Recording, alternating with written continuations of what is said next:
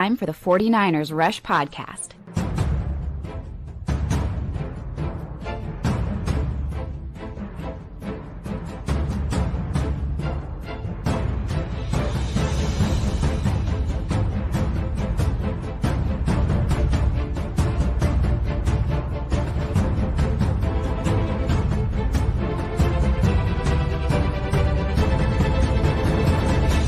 And here's your host, John Chapman.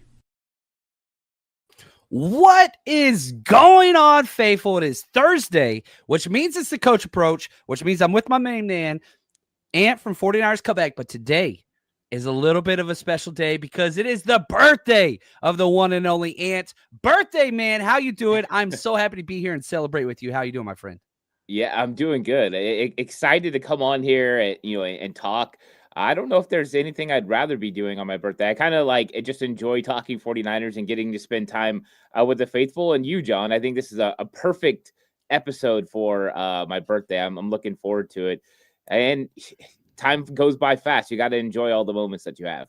Dude, that's well said. And, I do want to just take as a second, and I see this in the chat as well. Marshawn Kneeland, we were just months ago going through, draft write-ups of this guy and, kind of what that was. And we cover football, and that is our job. That is what we choose to spend our time doing.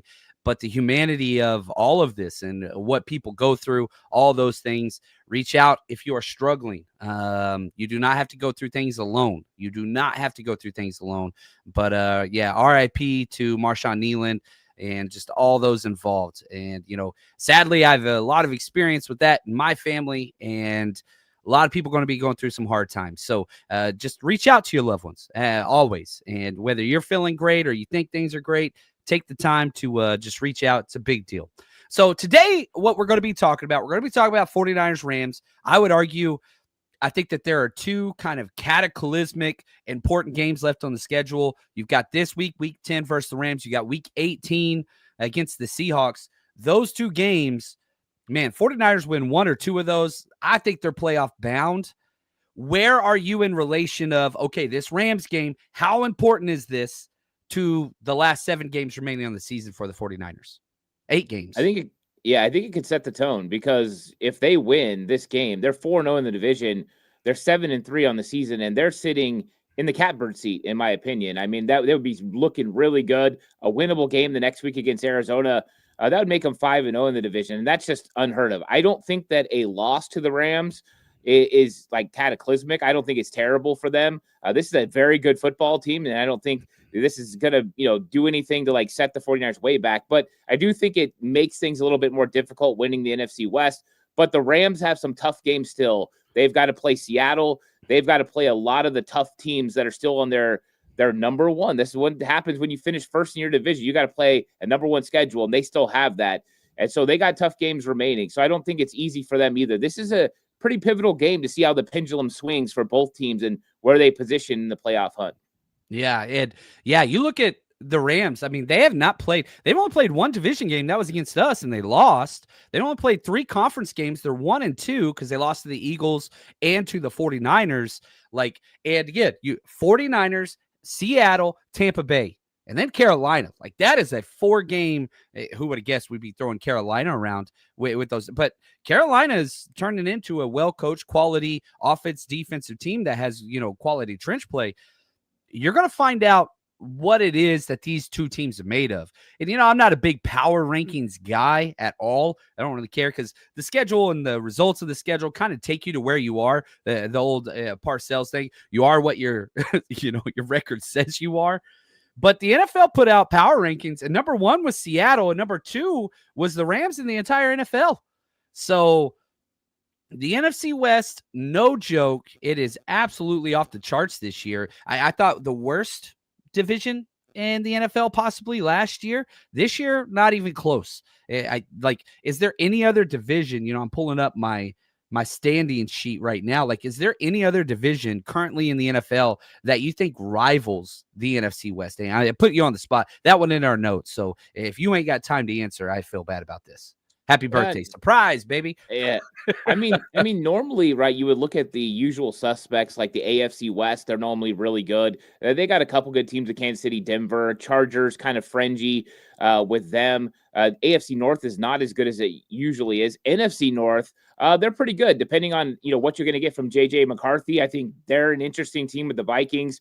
You've got Green Bay, who has been hit and miss this year, but I do think that those teams are pretty good. I don't know if they rival the NFC West, though, right now. The NFC West has 3 of the top teams in the NFC with the Seahawks, Rams, and 49ers. I mean, there's no mistake. These teams are legit. These are teams that can roll into any stadium and absolutely put a whooping on somebody. And I don't think you get that from the other divisions. I think you get hit and miss competitive football teams, but not teams like this. Yeah, and again, you look at the NFC North, they have 3 5-win teams. NFC West has 3 6-win teams. They are kind of putting it on everybody. And so, yeah, it's interesting in the way that this goes. Now, the thing that's weird, did you know the 49ers 7 weeks straight have alternated wins and loss? Like 7 straight weeks. Win, loss, win, loss, win, loss, win, loss for 7 straight weeks. Now, if the 49ers just kept that pace, that would put them at that kind of 10-7, 11-6, threshold. And even though the NFC West the NFC is stacked with their conference record, with their division record, I think 10 wins is enough to get into the playoffs. And I think, let's channel this a little bit in the fact that, look, the 49ers have already matched their win total from last year. Already. Through 10 weeks, they have 6 wins. That's all they had last year. So you have to be pleased with that. Now, no moves at the trade deadline. Little bit of a, the 49ers fans felt it. You look at the DMs, the emails, the comments on social media. 49er fans were really hoping to get a little bit more help. What is the message? What is it being said by this front office and coaching staff to kind of sit at that trade deadline and be like, you know what? We're just going to kind of stay with what we got. I think that, John Lynch and Kyle Shanahan kind of conveyed that they weren't going to overpay. I mean, John Lynch said on KMBR today, we're not going to get fleeced. And I think that's a good way to look at it. If they're asking too much for a player, yeah, you want your team to get better, but you don't want to overpay and mortgage a future that you feel like you're building towards having another pretty good run, as you've got a lot of young players that are contributing to your football team. You made a deal last week and got Keon White, right? It wasn't on the trade deadline. If you moved it to the trade deadline, everyone would be like, hey, they made a move. But because it happened last week, it's not really on everyone's mind. So I think that everyone was expecting it. I know I was expecting a move. I didn't think it was going to be anything big, but maybe something subtle. I do think they were in on Jermaine Johnson, but I would not have traded a second round pick for Jermaine Johnson. We know I said I would for McDonald, but not for Jermaine Johnson. 2 different kinds of players. And so it's a different situation. 1.5 years, you don't do it. So I thought that they did a pretty good job of showing poise and not going too far and too deep into this thing. They'll wait. They'll see what happens. Maybe they'll do something else to improve this team. Asante Samuel Jr. coming into town on Monday. Maybe that's a difference and something they could do to kind of bolster their defense. But ultimately, it wasn't what everyone wanted. But I think that they made the right move. It's prudence, and they did a really good job with it. I was big. I was recording with Wayne on Tuesday, and he was like, dude, let's give a second round for Quinnen Williams. I was like, well, if you could give a second rounder for Quinnen Williams, I would do that. I think Quinnen Williams could have cost a first round plus. But you try to do that. But, man, he cost a first, a second, and a former second round pick. Like, they paid out the rear end. And I'm all for not overpaying. Not with this team. I really like it. So, here's kind of the thing. Like, obviously, the Fred Warner injury. You had the Nick Bosa injury. Now you have the Mykel Williams injury. You have the Yetur Gross-Matos injury. Like, you have some major issues on that defensive line. Now, I'm curious, and shout out to my man, Ben. We were talking about this through email, NY Niners. What if that Keon White trade happened at the trade deadline? Would that have been enough to placate the 49ers mass mob of anger? Is it the timing that is off? You got Cleveland Farrell, who got a sack last week. You traded for Keon White, had the best pass rush grade of the 49ers on the team. That's not saying much. But is it just the timing that's off with the 49ers acquisitions? Or for the naysayers, the sky is falling people, do you think that the Niners are just kind of like, hey, this is a rebuild year? We said younger and cheaper 100 times throughout the draft, throughout the offseason. We're not going to sacrifice draft capital for the future for this year, which is already, yeah, we're 6-3. But let's be honest, injuries galore. Should we kind of calm down with our expectations this year? Or do you just shrug your shoulders and next man up? I mean, we're rooting for the San Francisco 49ers. Expectations every year are Super Bowl or bust. I mean, that's just what you it's got been gold in since, your colors. You expect great things. right? 100%. Every year they expect to win a Super Bowl, and nothing different here. Yeah, we knew that this year was going to be a little bit more difficult with some of the roster, a lot of the rookies they were going to have to count on. And then you look at the schedule, and the schedule was favorable. So you thought they could have a good season. And of course, when you have Fred Warner and you have Nick Bosa, and you have some of the players that you have on defense, you feel like they can get it done with the addition of Robert Saleh. I think that's what got everyone's attention. You know, I think Bobo was correct. He was saying that, you know, with the trade happening before the Mikael Williams injury, that's what really makes this more difficult is you lose Mikael Williams, so you're expecting the 49ers to make another move to bolster that defensive line, and they're just waiting. They're waiting on it. It's going to be Bryce Huff. Eventually, Yetur Gross-Matos will come back, and that's kind of the defensive line you're going to put out there. So you've got to see steady improvement from guys like Sam Okuwanu. You've got to get some production from Keon White. You're going to have to sprinkle in some Cleveland Farrell, and Robert Saleh is going to have to find out how he can pressure with 5 or less and still get pressure on. Now, I do believe the Bryce Huff move was very important for the 49ers, him being able to come back. I mean, I think that he's going to add a lot to this team. And when he's out there, he does give them an element that defenses have to worry about. That speed rush, he's a killer for anyone. I can guarantee you right now the Rams are concerned about Bryce Huff coming off the edge. Yeah, that's huge. The calls coming from inside the house. Like you have the resources available. You just got to get them off IR or that injury report. Like you are getting back Ricky Pearsall, maybe one day. You're getting back your quarterback one, maybe one day. Bryce Huff, Yetur Gross-Matos, maybe one day. Like there are reinforcements arriving, and you saw the difference between the left guard spot. Man, Spencer Burford comes in and probably, you know, it's not fair to Connor Colby, who's the 7th round rookie. Like, you got to understand, put that in context. But when Spencer Burford came in, Connor Colby's issue back at Iowa in the draft all season has been all those stunts that have come his way. Spencer Burford, his athletic and redirection, that sudden redirection that guards have to have, it was just like, and not that Spencer Burford was amazing, but what has been the offense's Achilles heel with all those stunts, those TEs, those ETs, you know, those linebacker blitzes through the B gap, completely shut down for the most part. And so even somebody like a Spencer Burford, who I don't think people would consider a quote unquote big name, was able to solidify one of the biggest issues on this 49ers roster and 49ers offense. So now the question goes to, well, Ben Bartch has been practicing for weeks. If he gets activated, which I do expect, who is your left guard, Ant? We have to talk offensive line. It's Ant's birthday. Come on, man. Give the man a present. Yeah, you know, I think that with Jake Brendel's kind of injury up in the air, whether he comes back, this is one of those situations. We're going to talk about that next, by the way. Yeah. There's a situation where Nick Zakelj, I believe he's out of elevation, so they can't elevate him. So really, they need to bring back Ben Bartch if Jake Brendel's not available, because he'll be the backup center behind Matt Hennessy, which brings the bigger question. When you look at what the 49ers did with Zakelj a couple weeks ago, once Brendel went down, they were like, wait a second, we can't have Zakelj out there for all the snaps. We can't afford to lose him. He's our backup. So what do they do with Ben Bartch if he's the backup? I think what it might mean is we see a rotation at left guard. We've seen Spencer Burford be very, very good when he's a part of a rotation. That is where he excelled the most because he didn't have as many snaps. He could go to the sideline. Chris Foerster could talk to him about what they're looking at, and they could really stay together. And then Bartch has been consistent. I think Bartch has proven to be the better left guard right now through what we've seen so far. But I kind of like both those guys. And then it also limits the snap of Ben Bartch as he's reacclimating to this offense as well. I think a rotation would kind of be a good thing.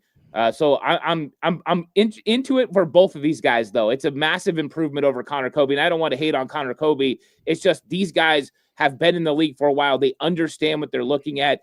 They know what the system is. They've been coached by Chris Foerster, and you could see it. You know, you've got Spencer Burford. He's helping out over here with Matt Hennessy. His eyes are over here making sure he's protecting his left tackle so he can pick up somebody on an inside stunt. That didn't happen with Connor Kobe, who would laser lock on the guys. So it's just a big time difference between the two.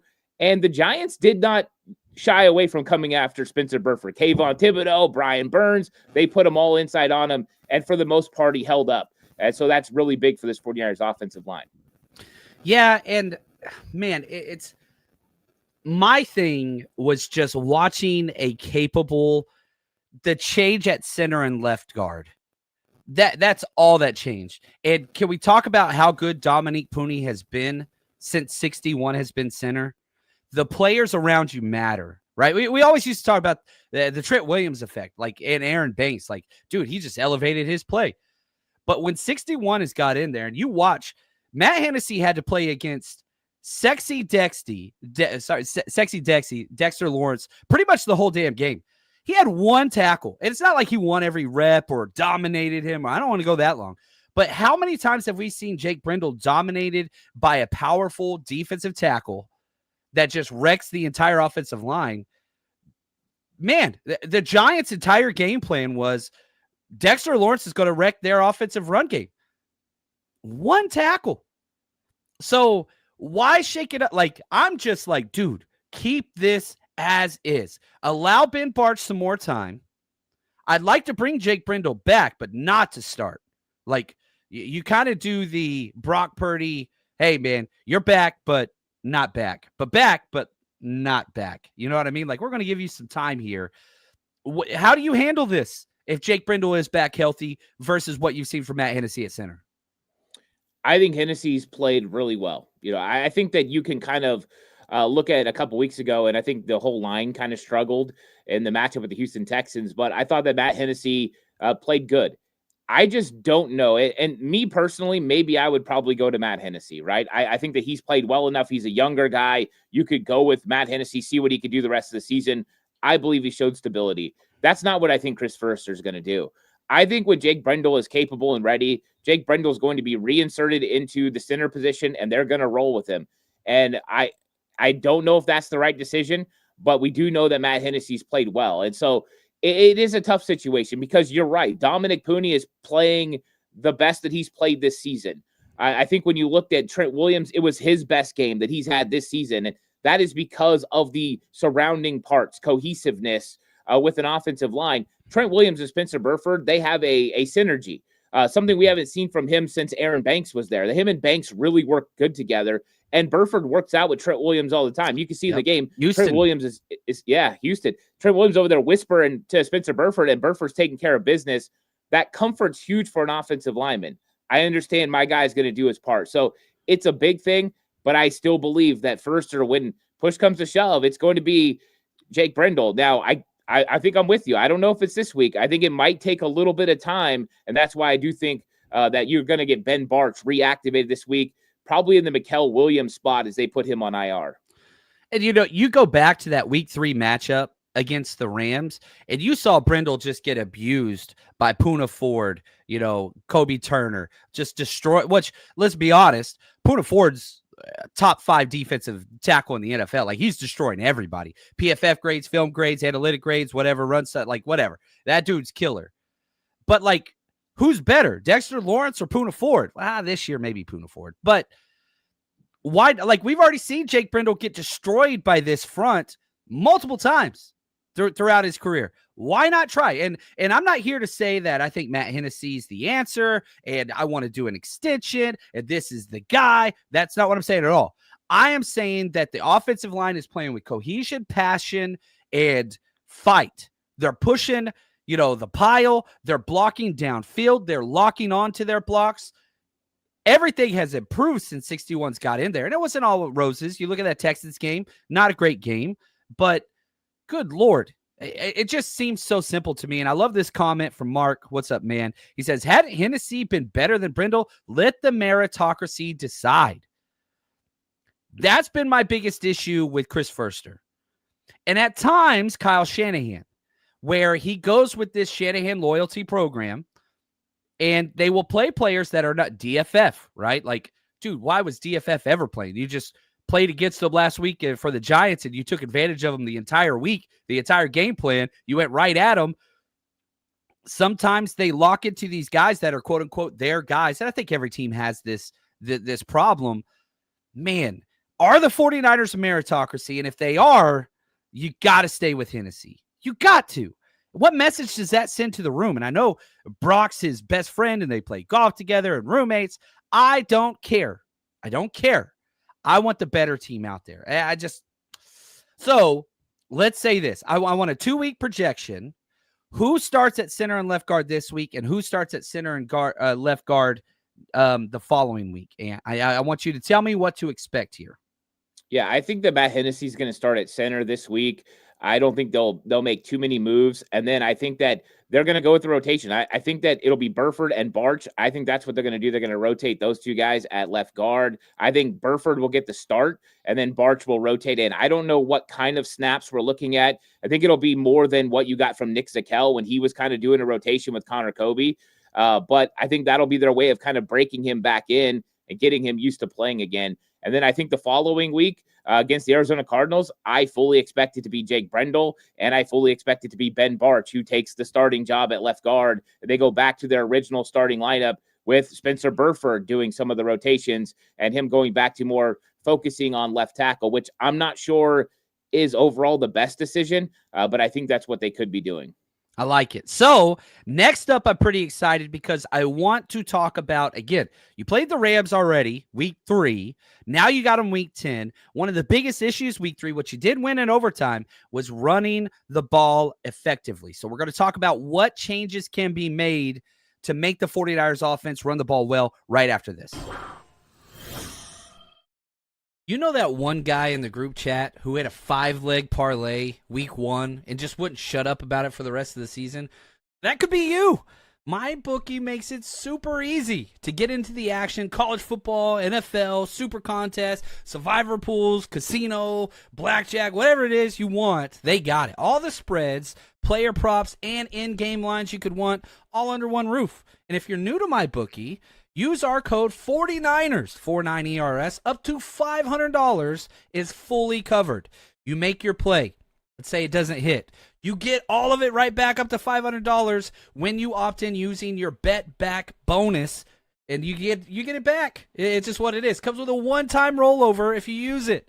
Now, no better time to jump in, no better place to play. Plus, we have all of our weekly bets and season bets up on our Patreon and the 49ersrush.com. So if you don't know how to get started, we've got it made for you. We show you what we bet. We show you what's out there, and we will cover that with you. It's going to be a good time. So football's back. Let's make some money with my bookie. Promo code 49ERS. Let's go. All right, I think I misspoke earlier. I said week 3. They played the Rams week 5 and week 10, so sorry about that. Mistake. Chalk that one up on me. But the Rams defense, by far, unbelievable this year. They've given up 11th most rushing yards, but the fewest rushing touchdowns in the NFL. They are leading in that category, only 2. The 49ers had 74 yards rushing against them in week 5. What are some of the things that you see different now with the 49ers offense going into week 10 against this Rams D? George Kittle. I mean, that's about as quickly as I can say it. George Kittle is going to make a huge difference in this game because one of the ways that you can take advantage of that 3-4 defense, especially how the Rams run it with those outside linebackers up at the line of scrimmage and that 5-man look, is to get movement on those guys. And they weren't able to get enough movement with Farrell and with Tonjes. And Tonjes was needed because he was catching the ball like crazy. He had 7 catches in that game. He was killing them because Landman and Omar Spates aren't the best coverage guys. So you had opportunities there. But George Kittle has really helped solidify this offense. Him and Kyle Juszczyk are blocking in tandem together. It's been very nice. And I think that's where you start finding the advantage. Byron Young has an advantage over Colt McKivitz when it comes to pass rush. He does not have an advantage over him when it comes to run blocking. This is where they need to attack. They need to go after Byron Young every time he's out there. They need to go after Braden Fisk wherever they can find him, start hitting him with some of those traps and things like that, take advantage of him. So I think that there are advantages this time. And if you go back and you watch that film, Omar Spates and Landman made really good plays. They were the guys in the hole that made plays. If the 49ers can get off their blocks as offensive linemen and get to the second level, the run game is going to open wide open, and I think the 49ers can take advantage of it. But you're right. The Rams defense has been getting better and better and better. They're really good on third down. They're really good in the red zone, and they're one of the top scoring defenses in the entire NFL because if they get you to third down, they just come after you with Jared Verse and Byron Young and Braden Fisk, and it's like, holy cow, they've got a lot of guys that can get after you. Again, like the philosophical construction, roster construction could not be more antithetical to each other. Like, I mean, Rams were rushing the passer. The 49ers were stopping the run. And that's just the way these two teams are built. And so if you get in third and long versus Rams defense, you are in trouble. You have to stay ahead of the change, which they did pretty good job of that last week. Now, big difference, played the Giants, who do have a great, pass rush, but they're nothing like the Rams. Yeah, their draft pedigree might be with those, 4 first rounders on their defensive line. But no, there's just a big difference. Shout out to David Gill, one of the show's producers. Facts, this is a George Kittle domination game. And Bucky says Kittle is by far the biggest difference. I think the broadcast of the Giants game, which I did not get to hear, I was at the game, said when JJ got the TD, it was the only second wide receiver touchdown of the year at that point. Ooh, wow. I did not hear that. And Juwan Jennings has both. Wow. And we didn't have Juwan Jennings against the Rams last time either. Nope. So you didn't have that. And shout out to Ben because I think Luke Farrell has continually put up good tape since Kittle's been back. And he was forced to play up. When Kittle got injured, he had to change what he had to do. So and it didn't work. So then they tried to put Kyle Juszczyk there, but then Juice got hurt. So then they had to put Farrell there again, and it didn't work. And, for the people complaining about Jake Tonch's touches, I don't know if you saw the rep. He only got like 4 snaps. They put him in for one play for Kittle, and dude got blown, like destroyed, and ruined a play. But that's not what Tonjes is. It's not a criticism to say you can't do what George Kittle does. Even if Tonjes can be good in the receiving game and hands and routes, you're talking one of one in the NFL of guys that can block like Kittle blocks and do all the after the catch and all that stuff. Like, he's one of the best. I think he's the second best all around tight end in the history of the NFL. Like, I think it goes Gronk 1 and it goes Kittle 2. Like, and again, obviously there's dialogue there. You want to throw the old hats. I'm cool with that. But Luke Farrell is now a positive player. He's playing up to where he's what you paid him for. He's being, probably one of his best games on special teams as well, which special teams is humming as well. So like when players have to go above their pay grade and do things that are outside of their purview, outside of their positives, it can become a negative. We saw it with Eric Saubert, last year. We saw it with Luke Farrell this year, but you have Kittle. You have Juwan Jennings, who's starting to block with a little bit more effort, still missing blocks out there, which is really bothering me crazy. But at least you're starting to get a little bit more of the attitude back. So you have George Kittle. You have Juwan Jennings. CMC is looking way better at this point than he was week 5. Do the 49ers get over 100 yards rushing versus the Rams this week?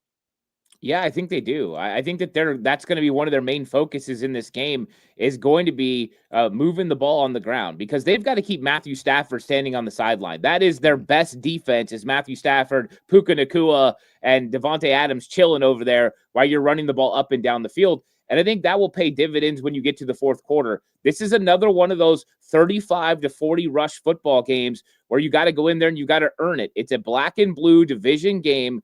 Go get it done. You need to win the time of possession. You need to convert on 3rd and short. And you were right. They got to stay ahead of the sticks every single time if they're going to be successful. And you've got to win in the red zone. 49ers got to score touchdowns. The red zone offense is trending way up. It's way up in a positive direction. They were 4 or 5 last week. They've got to continue that. And if they do, and they are putting up touchdowns, because that was the reason the Rams game was close last time. They started kicking field goals in the second half. If they can get over on Chris Shula's defense with the run game and scoring touchdowns, I think they'll be in it when the game is towards the end. I like that. And shout out to Alejandro. He says, man, is it crazy to think we could beat the Rams with Kittle and Juwan Jennings actually on the field? Dude, divisional wins are always winnable. Like, I do not care where you are. And you got to look at Kyle Shanahan versus McVay. He's 11-7 against McVay. Now, you're coming off a loss, a rare loss for Kyle Shanahan against one of his former, assistant coaches, D'Amico Ryans. Believe you me, this game matters to Kyle. Big time, big time, big time. Matters to Kyle. Not that they all don't, but this is a big one. Like, the two biggest games left on the schedule is this week against the Rams, week 18 against the Seahawks. And if you want that week 18 game against the Seahawks to matter as much as you want it to, you got to win this. You got to win this. Stay perfect you go to 4-0 in the division. Niners can win this game. Doesn't mean it's going to be easy. And no, the 49ers should not be favored, like, at all. You're playing against the most healthy team. Did you see the injury report discrepancy? Yeah.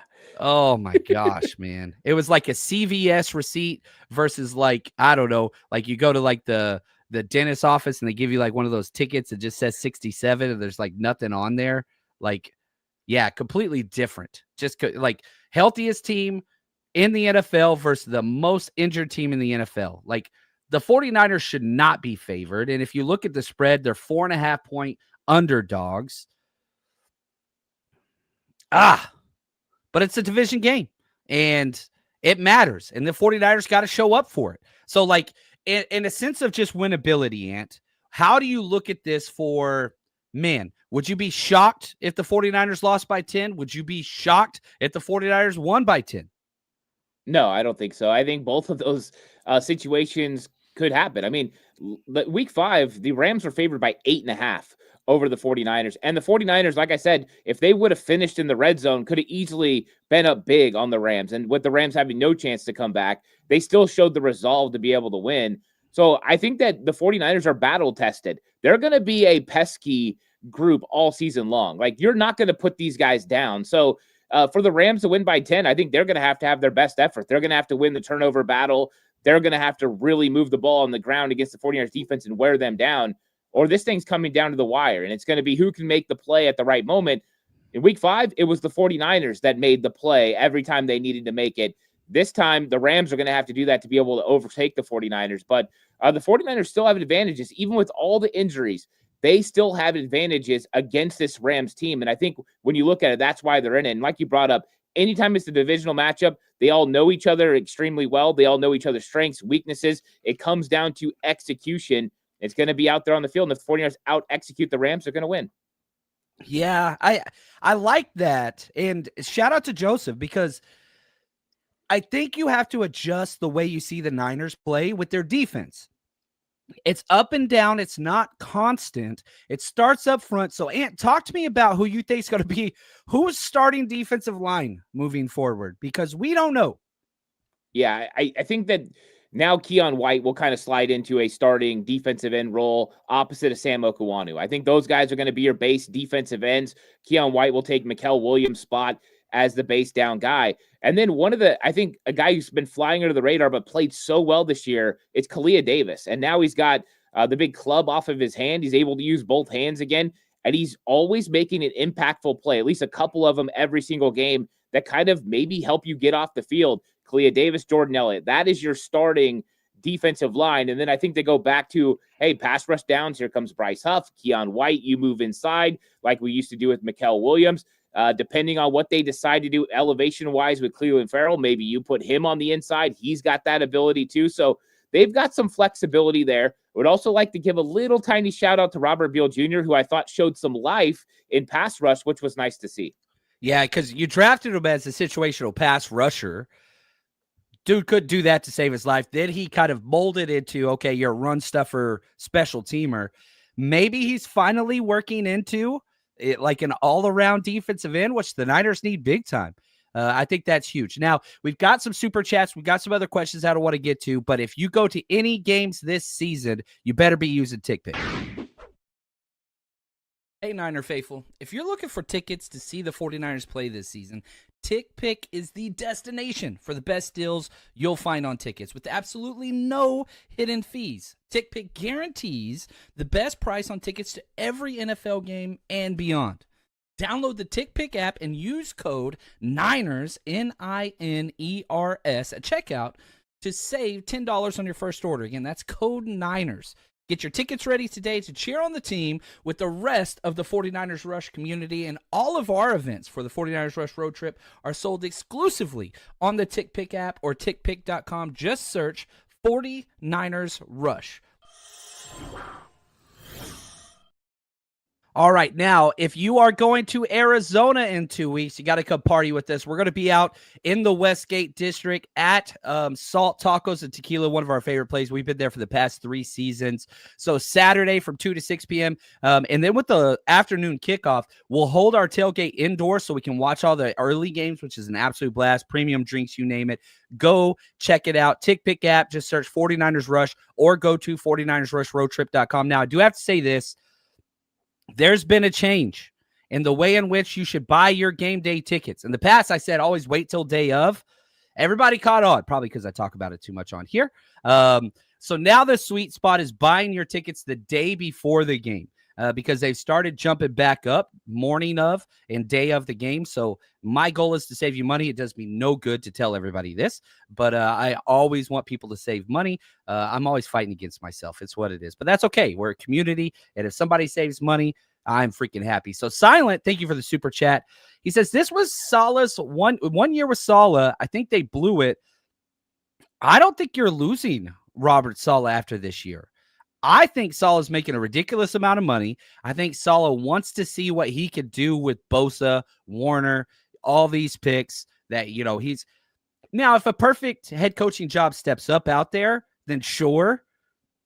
But I'm not seeing one of those close to available at this point. And is there a job with the quarterback, like a quality quarterback on the roster out there? What are your thoughts about Robert Saleh leaving after year one and what that looks like?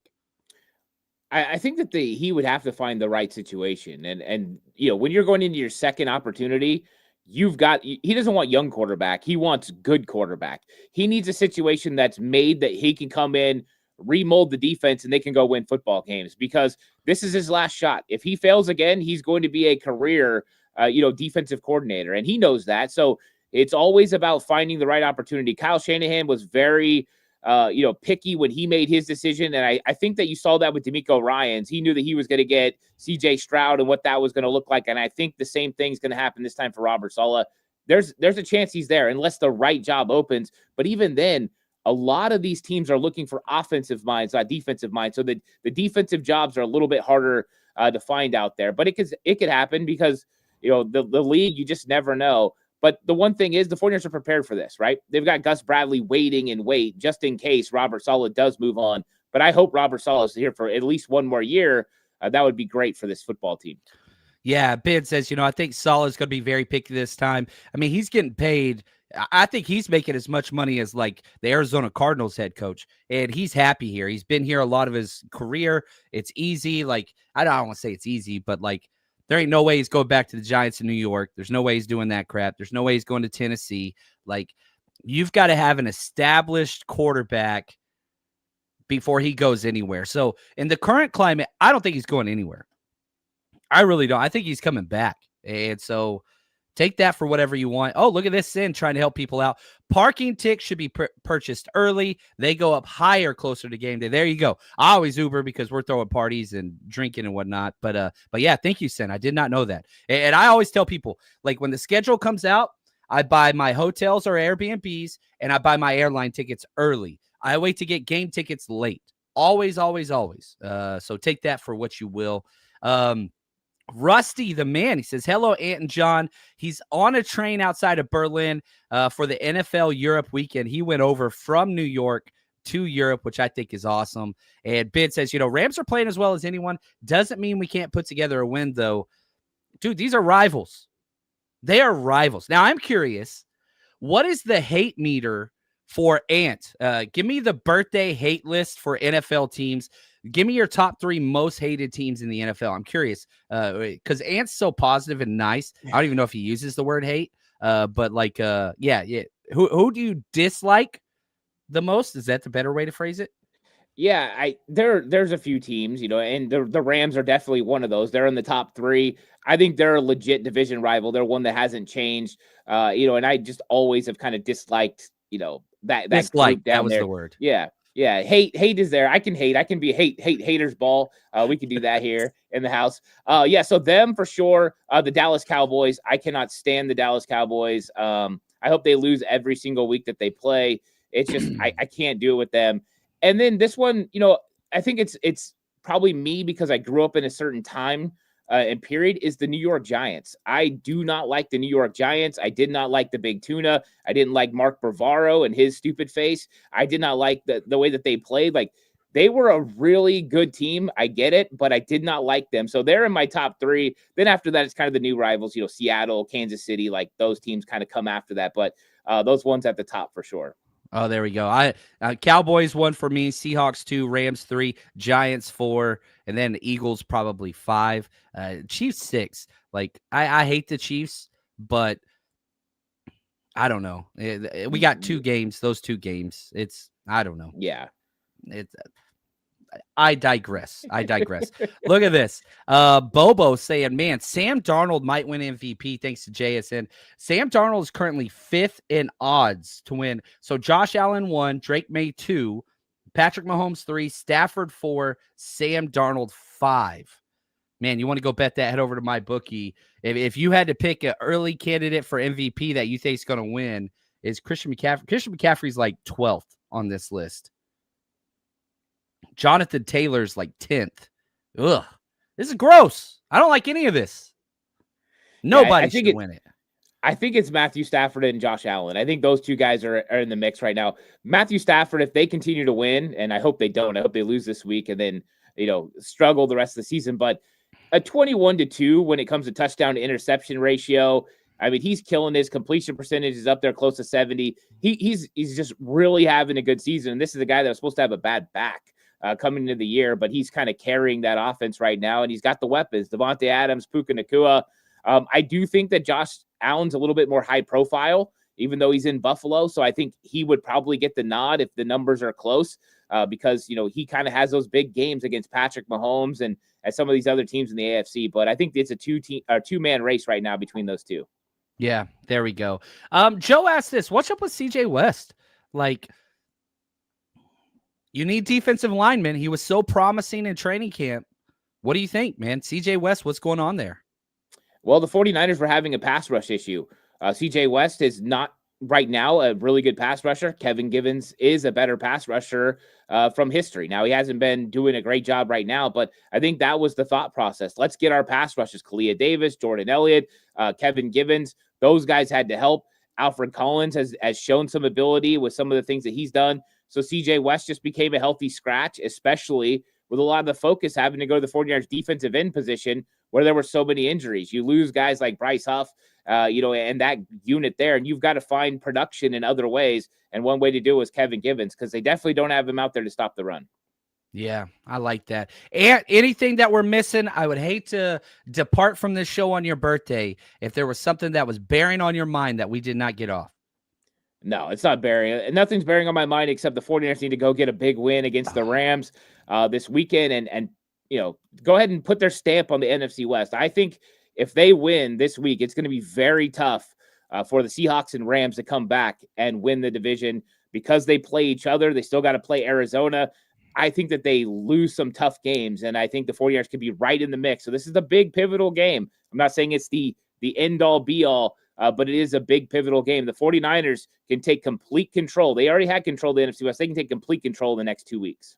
Yeah. Oh, all you got to do is just take care of business. You put yourself in position to handle everything.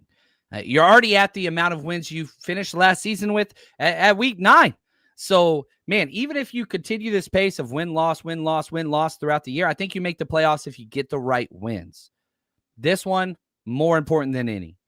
If I had to say it, I would say Rams number 1, Seattle Seahawks number 2. Most important games left this year. And I want to say thank you for your time, all you do for the community. Happy birthday to you, man. Hopefully you get some great Mexican food later on tonight with the family. And just want to say thank you to everybody else out there. Stay strong, faithful.